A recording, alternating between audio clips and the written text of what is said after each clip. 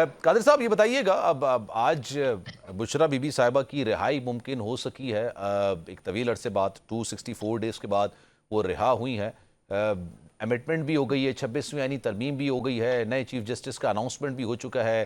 काजी फायज़ ईसा साहब का कल बतौर चीफ जस्टिस आखिरी रोज़ है। How do you see it all the situation? आपको लग रहा है कि कोई मामला बेहतरी की तरफ जा रहे हैं as far as PTI is concerned? देखिए, पहले तो गजाला साहिबा ने जो बात की थी बुशरा बीबी की रिहाई के हवाले से, और ये तमाम खवातीन की जीत है, बिल्कुल हरगिज़ जीत नहीं है। ये तमाम खवातीन के साथ ज्यादती है, यास्मीन राशिद साहिबा समेत, कि आपने अपनी कायद की बीवी का तो डील कर दिया है और बाकी खवातीन अभी तक जेलों में पड़े हुए हैं। तो ये डील नहीं है तो और क्या है कि रिहाई हुई नहीं है, मजीद मुकदमे थे नहीं है और बनी गाला के रंग रोगन शुरू हो गया है। और उसके बाद ये सीधे चली गई है वहां पे वज़ीर आला हाउस खैबर पख्तूनख्वा, जहां पहले ही अली मिन गंडापुर जो ना वो मैं इनके बारे में ये कहता हूँ कि ये सिक्के के दो रुख है, अमीन गंडापुर और मोहसिन नकवी। तो वो डील का जरिया उन्हीं है, और जो पहले 24 घंटे गायब था और इससे पहले 8-10 घंटे गायब था और आईएसआई हेडक्वार्टर इस्लामाबाद में बैठा हुआ था, ये ख्वाजा आसिफ ने असेंबली के फ्लोर पे ये बात कही है, मैं अपनी तरफ से नहीं बोल रहा हूँ। तो मैं ये समझ रहा हूँ कि ये पहला डील जो इमरान खान कहता था एनआरओ नहीं दूंगा नहीं दूंगा, आज पहले एनआरओ जो ना वो अली अमीन गंडापुर के जरिए उसने कर दिए है। और बिशरा बीबी की रिहाई की, ठीक है खातून है, हमारे लिए वो ज्यादा मोहतरम है, लेकिन बात यह है कि डील तो हो गई है। काश के उन खवातीन के लिए भी वो डील कर लेती, खास तौर पे जो कैंसर पेशेंट है, यास्मीन राशिद यास्मीन राशिद साहिबा साहिबा। और दूसरे खवातीन। तो तो मैं ये आपको समझ रहा हूँ, तो मैं ये समझ रहा हूँ ये डील का सिलसिला शुरू हो गया। हाँ। और इसी वजह से इमरान खान कहते थे कि हमें जो ना वो बात हमने सिविलियन से नहीं करनी, बात हमने फौज से करनी है। मगर सिविलियन अदालत पसंद है, फौजी अदालत पसंद नहीं है। तो अच्छा। वो फौजियों की तलाश में फौजी हुक्मरानों के साथ और बार बार मुतालबे कर रहे थे, आर्मी चीफ अपना नुमाइंदा मुकर्रर कर दे वगैरह वगैरह। तो मैं समझ रहा हूँ कि ये डील के है। अवाम जो है ना वो बेचारी क्या करेगी?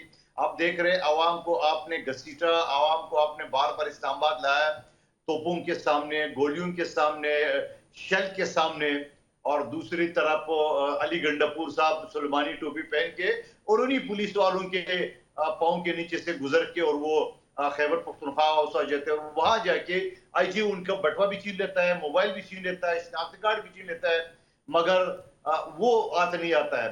और लाइन से रेंजर्स खड़ी है, वो उसको देखता नहीं है, और फिर बगैर नेटवर्क के, बगैर मोबाइल के जाके मरगला के पहाड़ियों में गाड़ी उसके लिए खड़ी होती है, और ये पैदल जाके उस गाड़ी पे सवार होके और 12 जिलों से होते हुए जहां असेंबली का उन्होंने इजलास बुलाया और वहां पहुंच जाता है अचानक। ये ऐसी जो तमाशे है, ये तो हमने फिल्मों में नहीं बल्कि कार्टून फिल्मों में ये सीन आपको नजर आएंगे, क्योंकि वहां किसी परिंदे, किसी जानवर को जो नमूदार होता है उसके लिए कोई किराए की जरूरत नहीं है, कोई गाड़ी की जरूरत नहीं है, कोई उसको गिरफ्तार नहीं करते, वो अचानक नमूदार हो जाता है। तो मैं समझ रहा हूँ कि पीटीआई का सवाल हो चुका है, आज उनके अंदर धड़े बाजी हो चुकी है, और बुशरा बीबी की रिहाई जो है ना वो इस चीज की डील क्या हुई है, ये निशानदेही भी है। तो आपको पता होगा ना फिर कादिर साहब, ये भी तो बताया ना फिर डील हुई क्या है?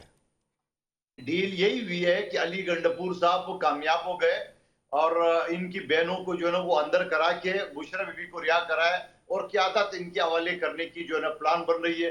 दूसरी तरफ शाह महमूद कुरैशी जो है ना वो अपना साइड पकड़ के पता नहीं फॉरवर्ड ब्लॉक बना रहा है, क्या करे, और वो जो हमारे चौधरी साहब है परवेज इलाही साहब, वो एक अलग मोर्चा लेके बैठे हुए। तो मैं समझ रहा हूँ धड़े तो उसके अंदर आ चुकी है।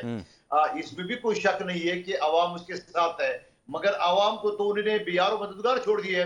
जहां उन्होंने डी चौक में कोई इनका लीडर मौजूद नहीं था, सारे रुपोश थे।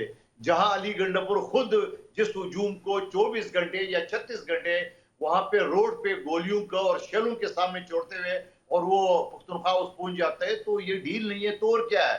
ये एनआरओ नहीं है तो और क्या? और दूसरी बात, जो कहते थे ना कि मेरा चीफ जस्टिस आने वाला है, इमरान खान अक्टूबर आने दो, वो ख्वाब भी सारे चकनाचूर हो गए ना सारे। अब वो जो पसंद की चीफ जस्टिस ढूंढ रहे थे वो तो नहीं आ सका, और जो जो जो जो शख्स खुद अपने आप को पीटीआई का वर्कर साबित करने में तुला होता, न मैं चीफ जस्टिस को मानता हूं, न मैं सदर पाकिस्तान के ऑर्डिनेंस को मानता हूं, न अभी अपने हमारे जो कुलीग जजेस है उनके इख्तलाफी नोट को मानता हूं, बस मेरा जो गलत फैसला है उसको मान लो, फिर मनवा लियो वो फैसला, पार्लियामेंट है।